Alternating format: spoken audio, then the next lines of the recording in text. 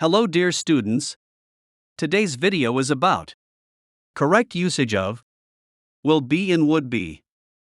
Will be is used for future sentences. For example, मैं आपसे कल मिलूंगा.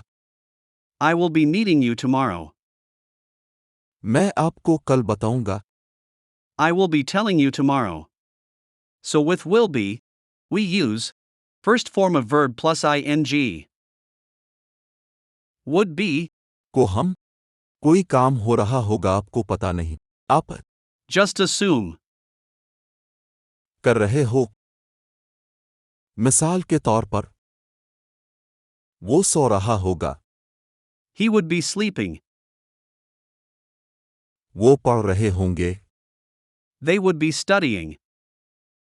With would be, we also use verb first form plus ing. Please remember, would be is used for present sentences only. Situation about which you are not 100% sure. Instead, just assuming. So, would be is used for assumptive sense. Thanks for watching. Subscribe for more.